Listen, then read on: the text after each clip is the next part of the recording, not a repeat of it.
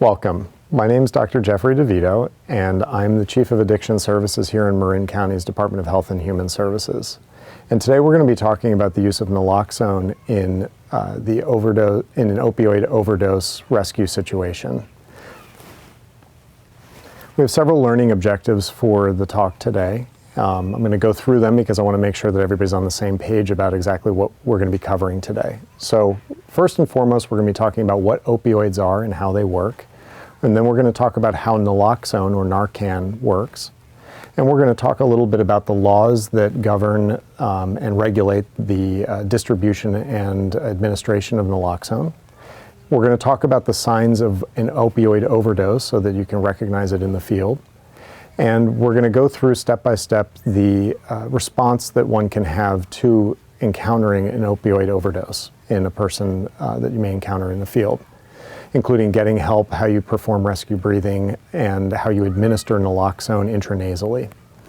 Then at the end, we're going to talk a little bit about some resources here in the county related to substance use disorders. And then finally, depending on your organization, there may be a brief knowledge examination to test what we've talked about today.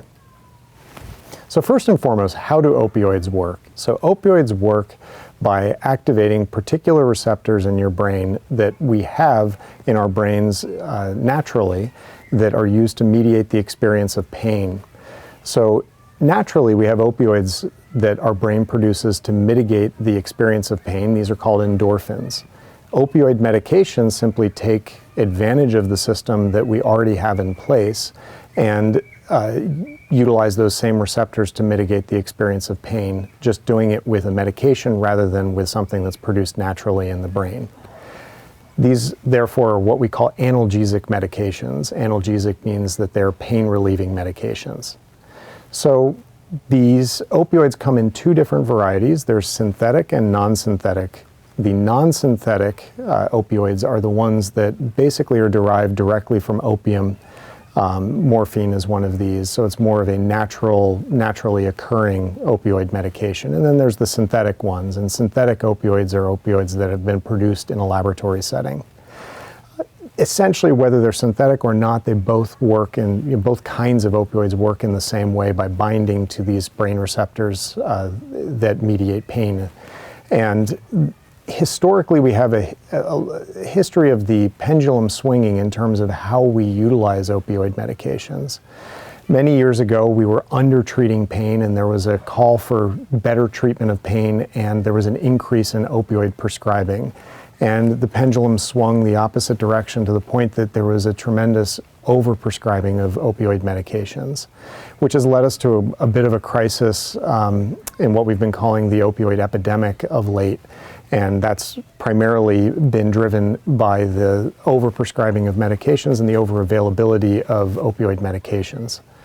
So regardless of what they are in terms of which specific opioid we're talking about, all opioids have a pretty shared set of side effects. And we're going to be talking about some of them as we go through this talk, but some big ones to kind of highlight right here at the outset include respiratory depression. That's the big one, because respiratory depression can eventually lead to death.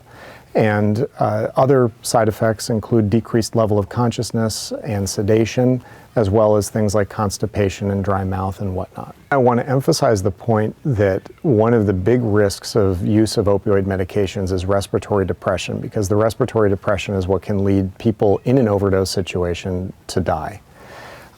There are both legal and illegal versions of opioids. Legal versions of opioids, or legal kinds of opioids, would be those that you may receive by prescription from a doctor. And then there are illicit or illegal ones, such as heroin, which no doctor can prescribe in the United States because it's not FDA approved, and therefore it's an illicit medication in the United States.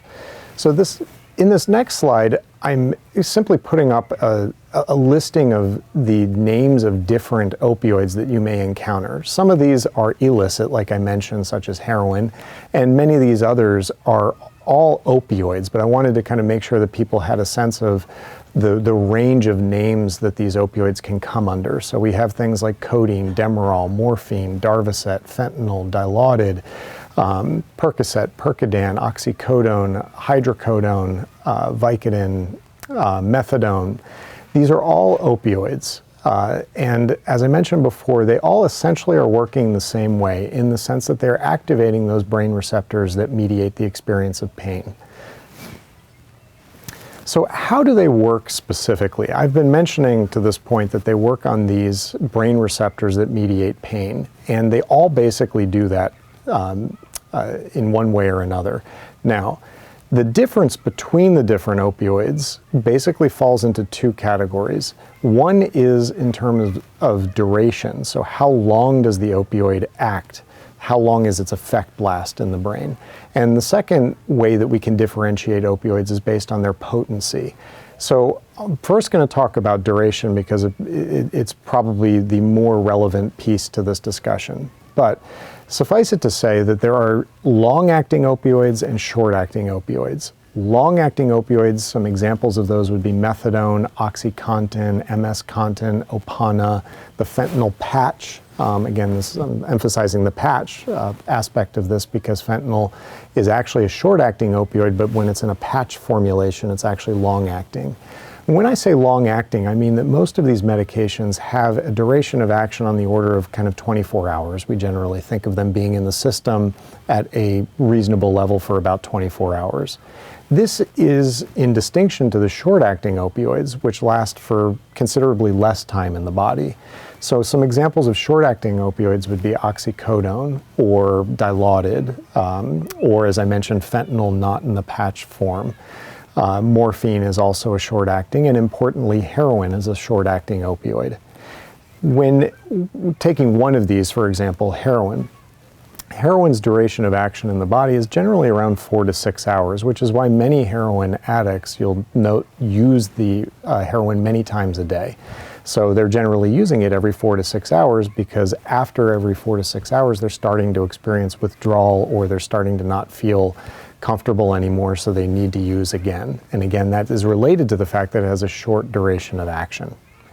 So I mentioned before, the other way that we can differentiate some of the opioids is based on their potency. Now, potency is a pharmacological term that is used to describe how much of a given medication or substance it takes to get a desired effect. So a high potency medication would be a medication where it takes very little of that medication physically, like the amount of that medication, it takes very little to get to the desired effect. A low potency medication would be, or a drug, would be one that it takes a tremendous amount of that medication or more of that medication to get to that desired effect. So in terms of opioids, we have some opioids that are highly potent. In other words, a very small dose of the opioid can lead to the desired effect. And as a result, a large dose of a highly potent opioid is one that may predispose someone to enter into an overdose situation. So an example of a highly potent opioid would be fentanyl. Methadone is also a highly potent opioid. Carfentanil, sufentanil, remifentanil, basically anything with the name fentanyl in the name is going to be something that is synonymous with being a highly potent opioid medication. So, and I'm going to come back to that in a second because that point will be important when we're talking about some of the handling and the safety around opioids. So opioids can be taken in a number of different routes. So of course, one way to take opioids is in a pill form, to take them orally. Another way, as I alluded to, was to take an opioid transdermally, in other words, like in a patch formulation or absorbed through the skin. Another way is sublingual, and by sublingual we mean under the tongue and it gets absorbed into the bloodstream that way. Another way that you can take opioids is intravenously or directly into the bloodstream. You can also take it transrectally, which would be through the suppository route. Now, I've starred on the slide here the transdermal route, in part because this is an important one to emphasize. Because remember, we talked about fentanyl being available in a transdermal formulation. And with fentanyl, because it's such a highly potent opioid, we are worried about the possibility of an inadvertent exposure. So in this next slide, I've talked a little bit and presented some information about inadvertent exposure to a highly potent opioid could lead to an inadvertent overdose in a bystander. So there have been cases in law enforcement where an officer or a group of officers have come to secure a scene where someone has been using drugs and there are drugs on the scene, and they've inadvertently aerosolized some amount of the, by powder, it gets aerosolized and and one of the officers has inhaled it, or they've been exposed to it on their skin and it's been absorbed through their skin. And as a result, the officer, completely unbeknownst to them, has gone into an overdose situation, and they've needed to be medically rescued from that overdose situation before they would potentially pass away from that. So it's really important, I think, that to bear in mind that some of the opioids that may be encountered could be highly potent. You never really know. Based on the markets of selling drugs these days, they could be combined with different opioids could be combined. And as a result, you may end up in a situation where if you were to inadvertently handle something thinking it's one thing and then have it be something else that's more potent, and you could inadvertently expose yourself to the opioid. So it's a very good idea and good practice to, if you have to handle something, use gloves or mask protection, or leave it to professionals who have had training in securing that kind of material in a particular scene where you've arrived at. So I want to move on and talk a little bit about naloxone itself. So naloxone is also known as Narcan, and you may hear me kind of using both terms interchangeably during the course of this talk. So the way naloxone or Narcan works is that it reverses the effects of opioids in the brain. So if someone has taken an opioid, any opioid, and then they take naloxone or Narcan, the Narcan or the naloxone will go to the brain receptors where the other opioid, let's say it's heroin, has been occupied, and it will kick the heroin off of those brain receptors. So this Narcan only reverses the effects of opioids. So in other words, if someone's drunk on alcohol, Narcan isn't going to have any effect on them. If someone's ingested too many Klonopin or other benzodiazepine, for example, Narcan isn't going to have any effect for them either. As in and of itself, the medication Narcan has very few, if any, side effects. So someone who isn't taking any opioids, if they were to be exposed to Narcan, they really would not experience anything. This, again, really only works in the setting of someone who's been taking an opioid. It will go to those receptors, it will knock the opioid off of the receptor, and relieve that person of whatever intoxicating effect has been the result of that opioid. So naloxone is available in a few different ways. It's available intravenously, which is often used in emergency medical service situations or in the hospital, for example. It's also available in intranasal or through the nose formulations. The kits that we're going to be talking about today are primarily, well, they are intranasal kits. So we're today only really going to be talking about how to use and administer the intranasal naloxone. Sidestepping for a second to talk about law related to Narcan, because some people have the question about, well, you're training me to potentially administer Narcan to someone, and I'm not a doctor, I'm not a healthcare professional. Am I going to get sued? Am I liable for using this medication on someone else who may be in an overdose situation, or who I may suspect may be in an overdose situation? Now, in California, I'll walk through three separate things when it comes to the law. The first is what we call the Good Samaritan Law, or AB 472. So AB 472 stipulates that if you are with your friend, let's say, and your friend and you're both using heroin, and your friend perhaps has used a little bit too much, and you suspect that your friend is going into an overdose situation, you want to call 911 and have EMS and police arrive to take care of your friend, but you're also worried about whether or not you're going to get arrested for having heroin or for being intoxicated on heroin. Well, this AB 472 protects people in those situations from liability. So what it does is it protects people from being charged or getting charges related to either being under the influence of an opioid or substance or possessing for personal use drugs or other paraphernalia. So this does not protect people. This law stops short of protecting people in certain other situations that are worth noting. So it does not provide any immunity in a situation in which there's evidence that someone is selling or distributing opioids or other substances. It also doesn't protect people in the situation, or doesn't provide any immunity in a situation in which there's evidence that someone has been forcibly administered a drug against their will.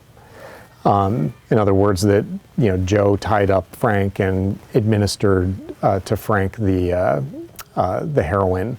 In that situation, you wouldn't be provided any immunity. It also doesn't provide any immunity in the situation of a DUI or drug driving. And finally, it doesn't provide any immunity in the situation in which there's evidence of, or there's compelling reason to believe that someone is in violation of their parole or probation terms. Segueing off of this, the next law to think about is AB 635, which was introduced in 2012. And remember, the last law that we talked about really provided protections for people who are either using the substance or people who were around someone who had used a substance, and they wanted, and we wanted to kind of protect those people from having legal ramifications for doing the right thing, which is calling EMS to have emergency medical services provided. AB 635, on the other hand, provides protections to those people who those lay people who may be administering Narcan to someone who is in a suspected overdose. So for example, this AB 635 provides legal protections for good faith actions from professional review, civil action, or criminal prosecution. So what this means in lay terms is that if you administer Narcan in a good faith situation where you suspected that there was an overdose and and you wanted to try to prevent them from dying as a result of that overdose, and you administered the Narcan, you're protected from liability when it comes to either being charged civilly or charged criminally. And then most importantly, and of most relevance to folks in the law enforcement field, this provides protections against professional review, or in other words, internal review. So if you're administering Narcan in a good faith action, you are provided some immunity from those potential legal proceedings. Finally, just want to mention SB 1438, which was basically an amendment to AB 635 in 2014. And SB 1438 really spelled out specifically that law enforcement and peace officers are afforded the same protections that I just described. So in other words, they're afforded protections, law enforcement and peace officers are afforded the same protection against internal review, civil proceedings, and criminal charges for utilizing Narcan in a situation, in a good faith situation in which there was a suspicion or a suggestion of there having been an opioid overdose. So I had segued and talked a little bit about the legal aspects of administering Narcan to assuage concerns about liability. I'm now going to kind of pivot back more to the clinical side of things, and I want to talk a little bit about how to recognize an overdose on opioids. So typically, as I mentioned earlier, one of the things that we really are concerned about in an opioid overdose situation is that a person's drive to breathe will be decreased. And as a result, their blood won't be receiving enough oxygen, and they will go into what's called a cyanotic state. And in that state, you may see that there will be a slight blue tinge to their skin. Their lips in particular and their fingertips may appear somewhat bluish. Again, this is a sign, or this is an indication that someone's not oxygenating well and that their respiratory drive is decreasing, and this could be indicative of an overdose. Their face may look pale, their skin may be very clammy, their body may be limp, there may be a loss of consciousness or a decreased level of consciousness and an inability to respond to stimuli. Their heartbeat may be slow or erratic, for example, or there may be no pulse at all, depending on how long they've been in a decreased respiratory state. There may be vomiting, there may be choking or gurgling or rattling noises that are indicative, again, of poor oxygenation and unclear airways.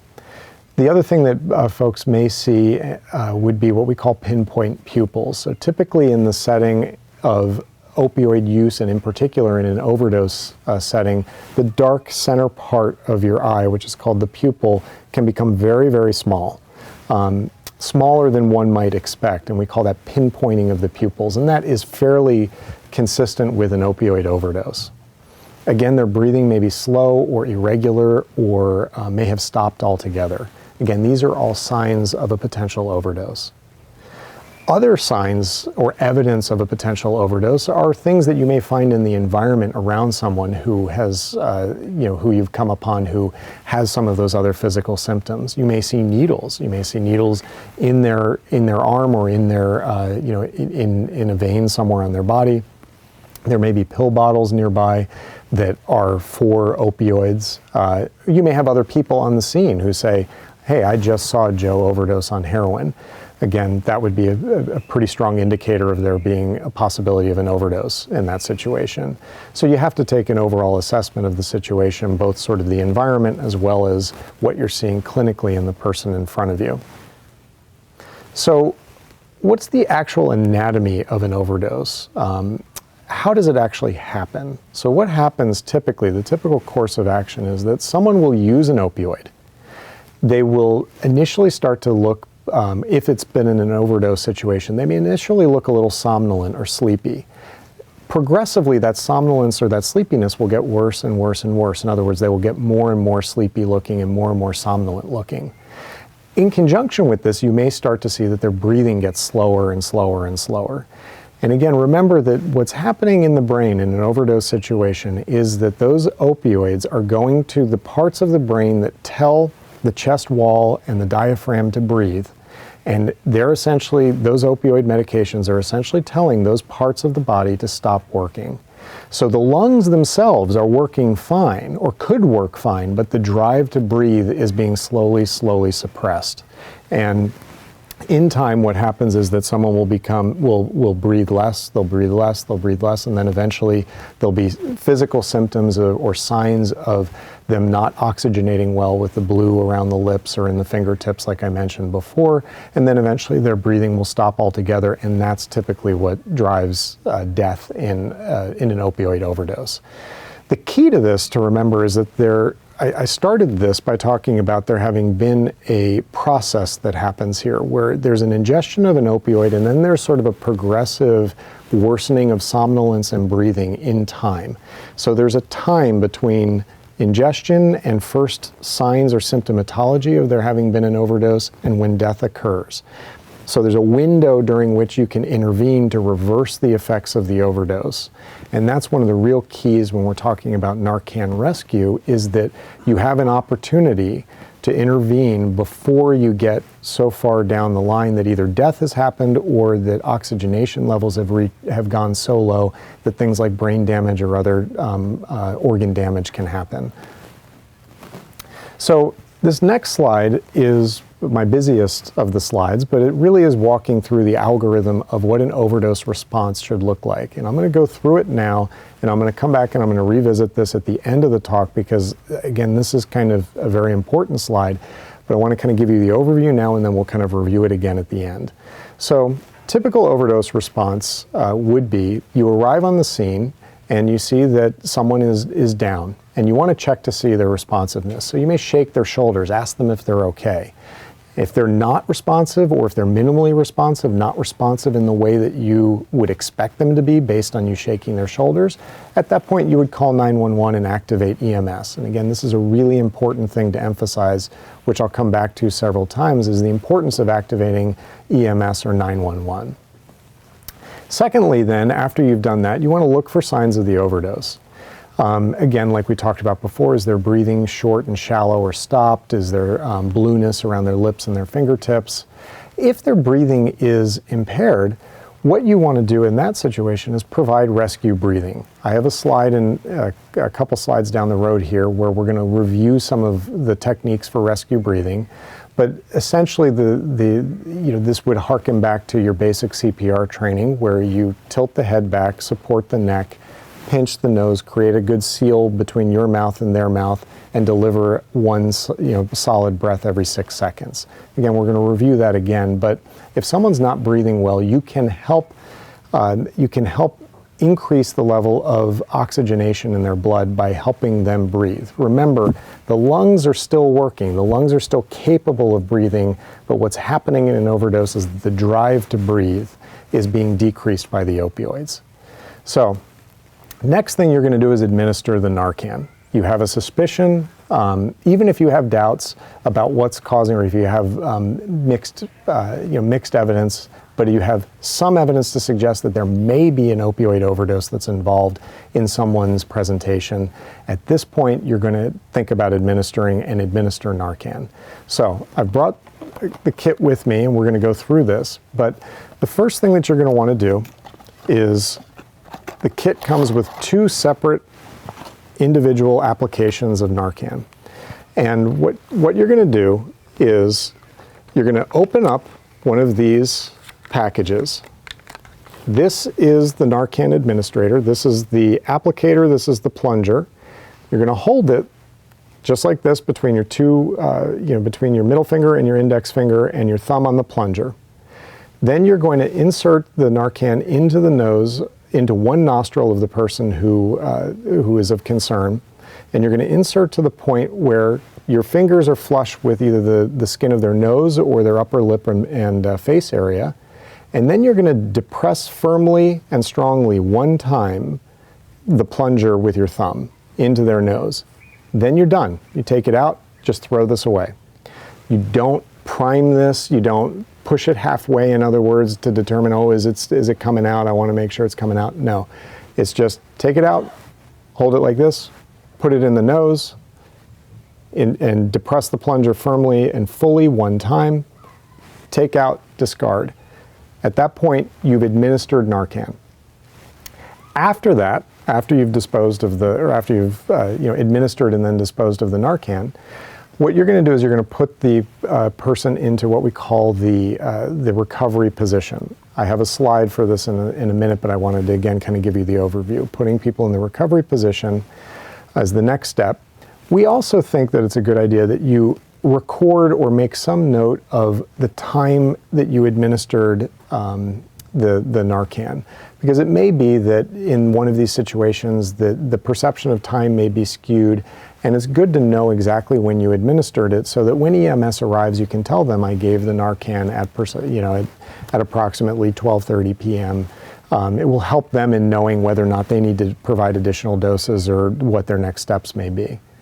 Now, so you've put the person in the recovery position, you've given them a dose of Narcan. At that point, you're going to continue to stay with the person and monitor their breathing and monitor how they're doing. So in the last slide, we really talked about the algorithm of response to an opioid overdose. One thing that I'd like to add to this would be that when you call EMS, or when you call the EMS dispatcher specifically, when you call 911, it's a good idea to tell the dispatcher that you are in a situation in which there's a potential opioid overdose and you are going to be administering Narcan.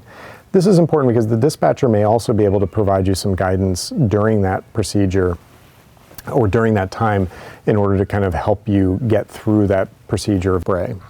And in this next slide, I'm highlighting the instructions for, the manufacturer's instructions for the administration of Narcan.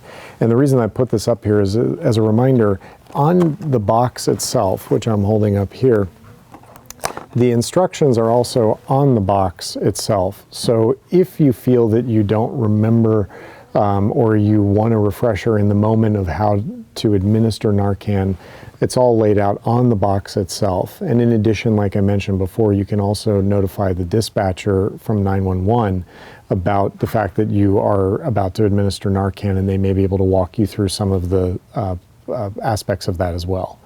So again, I wanted to highlight the idea that the instructions are on the box itself in case you get nervous or in case you want a quick refresher on what you should be doing in the moment.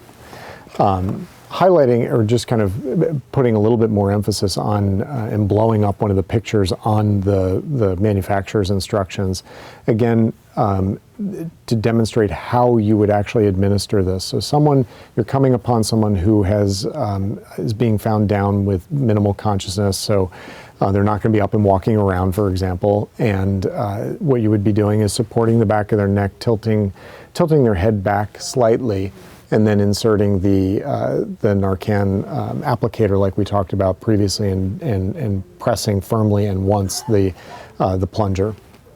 And these diagrams, the manufacturers produced diagrams, kind of highlight again in sort of a cartoon form how that would look. I mentioned earlier the importance of rescue breathing, and the point of this training is not to provide CPR certification or CPR recertification, but just to kind of bring people's attention back to how you would do inadequate, or what inadequate rescue breath may be in the course of CPR. So the way that you would do this, like we described before as well, is that you would support someone's neck and then tilt their head back, pinch the nose, and then you're going to make a seal around their mouth with your mouth, and you're going to deliver one solid breath over 1 second. So you're going to be delivering it over a time period of 1/1000. And you're going to do that every 6 seconds. Now, the way that you know, and this is a big reminder for people who've had the CPR training, the way that you know that this has been effective is that you look at the chest wall as you're delivering the breath. If the chest wall rises in response to you delivering the breath, then you know you have done an adequate rescue breath. This slide is a picture of what the recovery position is. Again, I mentioned that after you've administered Narcan, and if their breathing is adequate, that you don't need to provide rescue breaths, you would put someone into the rescue position, into the recovery position. In the recovery position, the basic premise here is that you want to avoid a situation in which someone may vomit. And if they vomit, you don't want the vomit to potentially be reaspirated or inhaled essentially into their lungs, where it can cause infections or obstruct airway flow. So you put someone on their side, so if they should vomit, that vomit won't actually be reaspirated into the lungs. So one more comment about the overdose response. We've talked a lot about monitoring someone's breathing, and we've talked about the administration of Narcan, how to assess whether someone may potentially have been in an overdose situation or is in an overdose situation. The other thing I wanted to highlight here is the issue of checking pulse. I mentioned before that as someone gets closer and closer to passing away from an overdose, for example, that their heart rate may become erratic and it may stop altogether. Now, when you come upon someone who is found down and unresponsive, they may be down and unresponsive for any number of different reasons. So it's always a good idea to check someone's pulse when you come upon them. If they have no pulse, then you don't know why they don't have a pulse. They may have had a heart attack as well in conjunction with an opioid overdose. So what you're going to want to do is go down your already established protocols for CPR. What you're going to do is, if you find someone, according to CPR protocols, that has no pulse, you're going to call for the AED and perform full CPR, including chest compressions, if someone doesn't have a pulse. And I wanted to highlight this point because you may not know why someone is down and unresponsive, and they may look, and there may be collateral information that suggests that they have been in an overdose situation and that they may have overdosed. You can administer the Narcan and go through all the steps of Narcan in conjunction with also providing basic CPR, such as an AED if someone does not have a pulse, and allow the AED to defibrillate someone or to cardiovert someone back if their heart has in fact stopped beating for any number of different reasons. So what happens if it works? If you administer Narcan and it works, what you would want to see, or your evidence that it's been effective, is going to be pretty simple. The person's breathing is going to improve, number one. Their level of consciousness may improve or should improve. And the person may start to, if they do revive consciousness and if their breathing becomes more regular, they may start to experience withdrawal symptoms as a result of having the opioids in their system, reversed by the administration of the Narcan. So to review what opioid withdrawal looks like, I typically tell people that in a setting in which someone is intoxicated on opioids, everything's plugged up.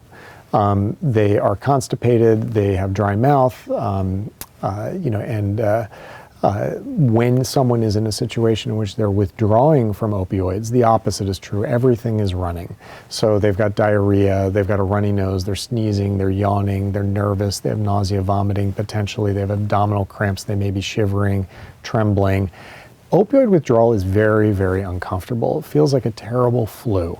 As a result, people can be pretty uncomfortable and irritable if they're in acute opioid withdrawal.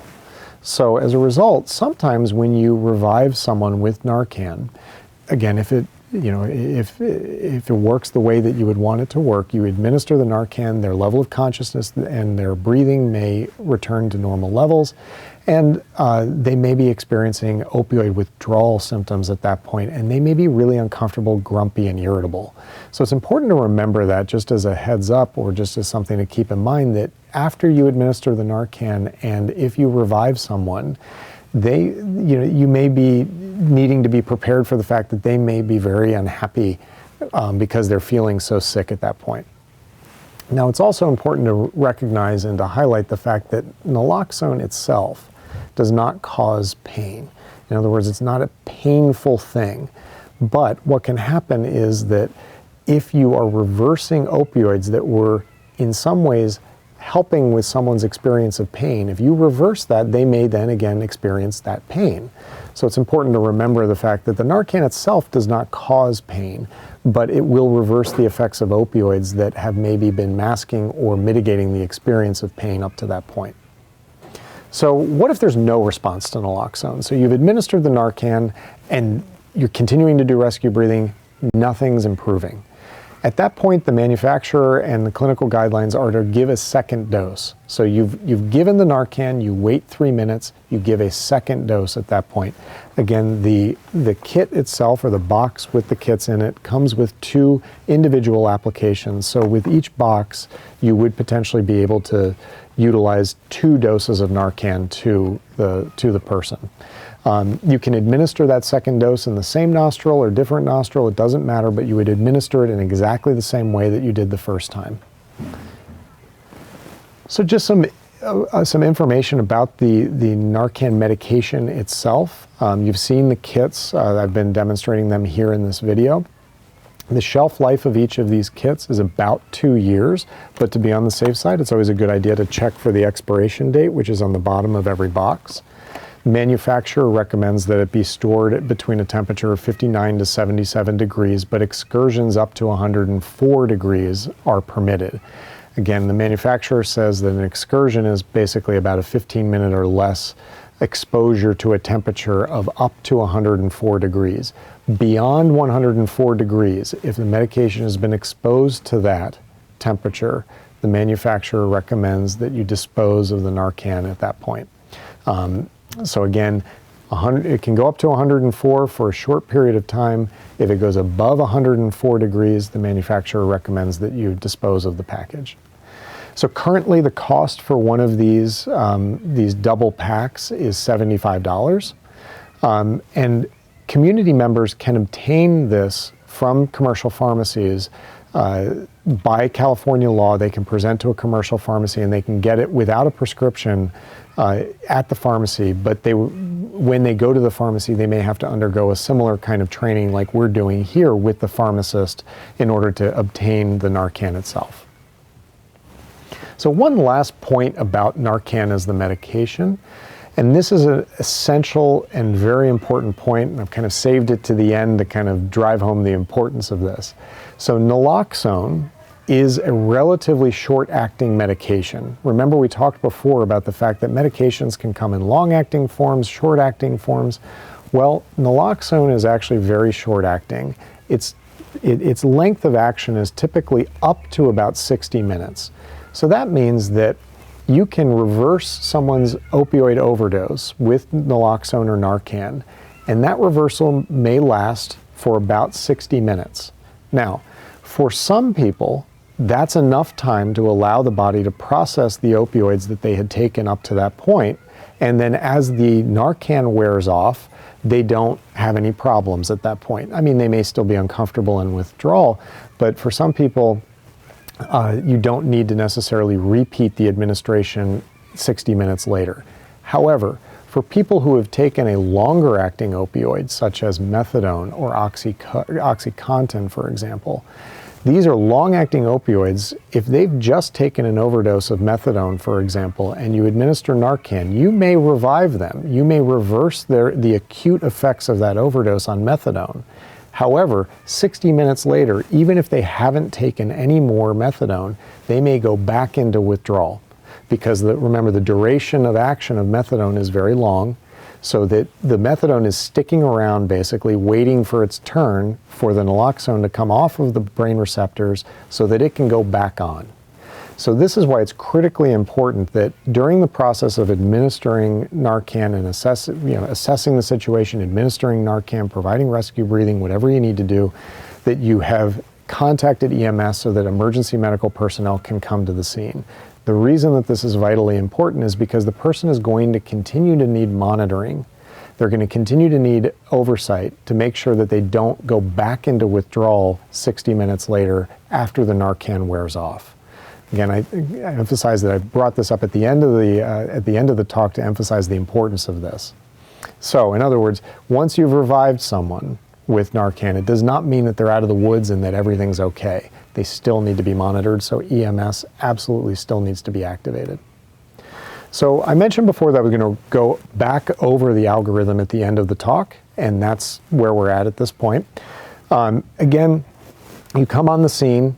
You've been called, depending on who you are, if you're a family member and you're walking in on a loved one or a friend who potentially has overdosed, or if you're a law enforcement officer and you've been called to a scene of a potential overdose, you want to first assess the level of someone's consciousness. So you want to shake their shoulders, ask them if they're okay.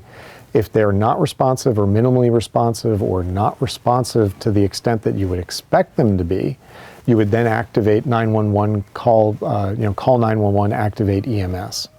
After that, you're going to take a better, closer look at signs for there having potentially been an overdose. So, for example, you're going to look for the blue around the lips or around the fingertips. You're going to assess their level of breathing. Are they gasping? Are they taking short, shallow breaths? Or are they taking no breaths at all? If they're not breathing at all, or if their breathing is gasping and very labored and they have evidence of blueness or poor oxygenation, you're going to want to deliver the rescue breaths as per CPR protocols, as we've talked about.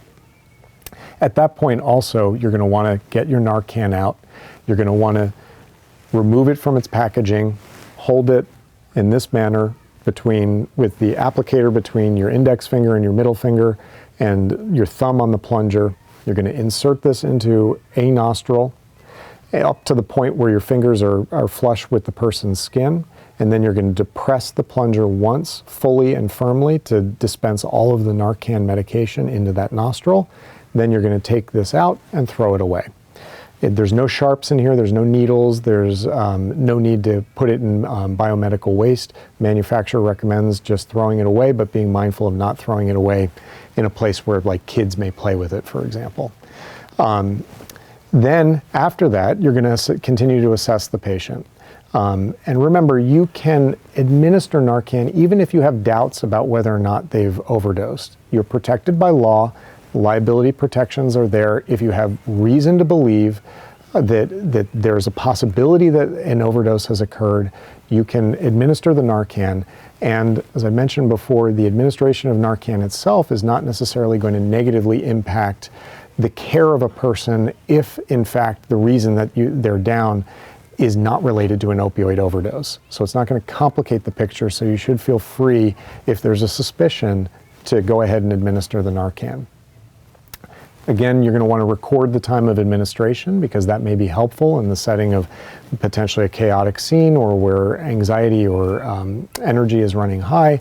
You want to kind of make note of when you administered the Narcan for two reasons. One, when EMS shows up, they may ask you about what time or how long ago did you administer the Narcan. And if you've made a note or mental or otherwise about when you administered it, then you'll be able to tell them with reasonable accuracy about when you gave it.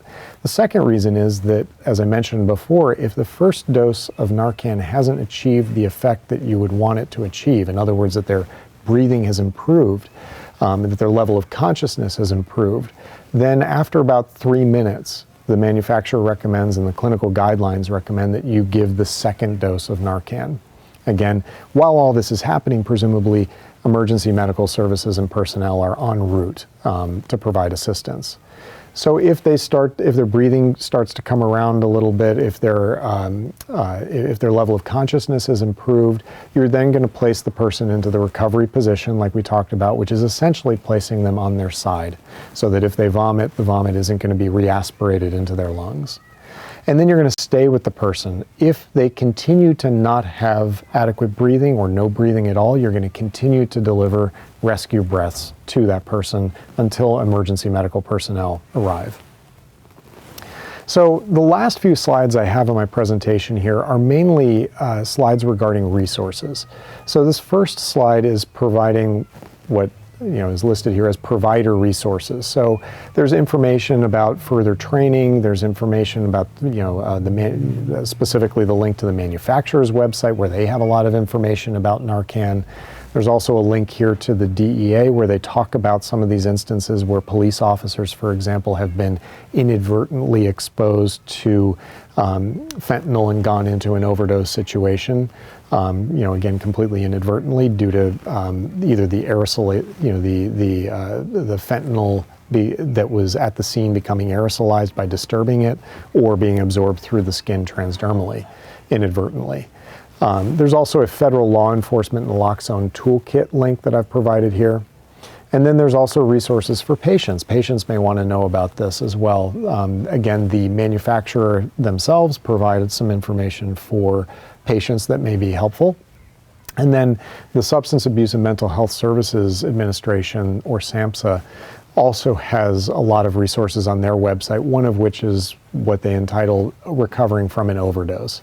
And I've provided the link there for that, which describes kind of what an overdose is and kind of what treatment may look like if someone has an opioid use disorder. Finally here, I've got two slides about things available in specifically within Marin County. This first slide, which is relatively small type, but is available for distribution, is a listing of various county-affiliated services that provide addiction service or addiction treatment in the county. The one that I really want to highlight is the very top one, which is Marin Behavioral Health and Recovery Services Access Line. It's available 24 hours a day, 7 days a week. It's an 800 number. And that you can call that, clients can call that to get a determination of kind of, and sort of a routing to, and a navigation through the system to direct people towards services that may be applicable to them. But other numbers that are included in here include Marin Treatment Center, which is the methadone maintenance program here in Marin County, Ritter Center, and Center Point. All of these are agencies or organizations within the county and that are county affiliated that can provide services for substance use.